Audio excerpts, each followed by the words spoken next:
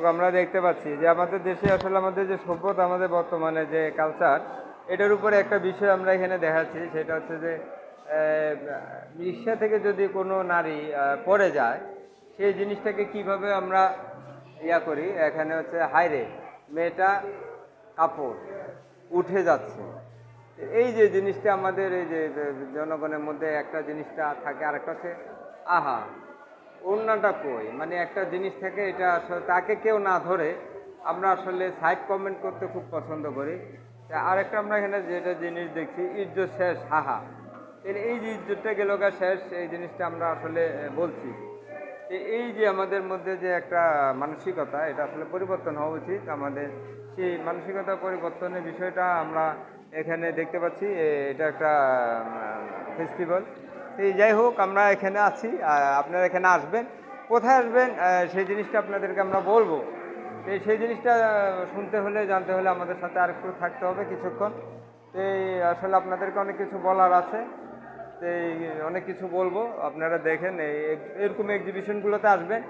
এবং আমাদের সভ্যতা, সংস্কৃতি এবং আমাদের দেশ কোন দিকে যাচ্ছে, আমাদের সমাজ কোন দিকে যাচ্ছে, আমরা কোন দিকে যাচ্ছি, আমরা কতটুকু সমাজের জন্য করছি, দেশের জন্য, সংস্কৃতির জন্য করছি, এই জিনিসটা আপনারা জানতে পারবেন এবং বলতে পারবেন।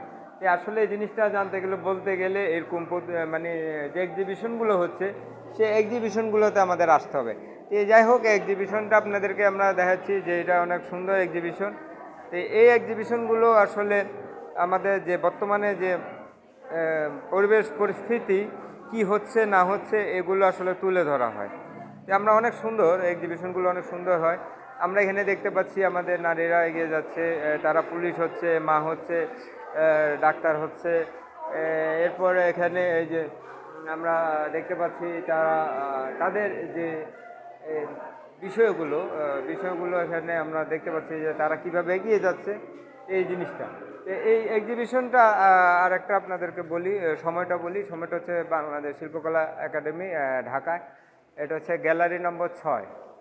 গ্যালারি নম্বর 6। এটা হচ্ছে যে 31 অক্টোবর থেকে এখানে 7ই নভেম্বর পর্যন্ত হবে। প্রতিদিন বিকাল 3টা থেকে রাত 8টা পর্যন্ত হচ্ছে। তাহলে এটা হচ্ছে যে আমরা ম্যান ওমেন আমরা কোন দৃষ্টিতে আমরা দেখছি, কিভাবে দেখছি, এই বিষয়গুলো হচ্ছে ইকুয়ালিটি ফর অল। এটা হচ্ছে অনেকে করছে, এটা যারা এক্সিবিশনটি করছে তাদের একটা বিষয় আমরা এখানে দেখতে পাচ্ছি। তাদের এখানে পার্টিসিপেন্ট যারা, তাদেরকে এখানে আসলে তুলে ধরা হয়েছে। আমরা আপনাদেরকে তাদের বিষয়টি আমরা তুলে ধরছি। আপনারা দেখেন তারা আসলে এই যে যারা এক্সিবিশনটি পরিচালনা করছে, বহির্শিক্ষা আমরা দেখতে পাচ্ছি। এরপর আছে কানাডিয়ান একটা প্রতিষ্ঠান, পার্টনারশিপ, কানাডিয়ান এমবিসি। এই জিনিসটা আসলে অনেক সুন্দর হচ্ছে। আপনাদেরকে আসলে কি বলবো, দেখার মতো। হ্যাঁ, অনেক সুন্দর একটা অবয়ব এখানে দেখার মতো। তো এই যে আমরা দেখতে পাচ্ছি আমাদের দেশ এগিয়ে যাচ্ছে, আমরা এগিয়ে যাচ্ছি। আপনারা আসলে কতটুকু এগিয়ে গেছেন আমরা জানি না। আসলে এগিয়ে যেতে হবে।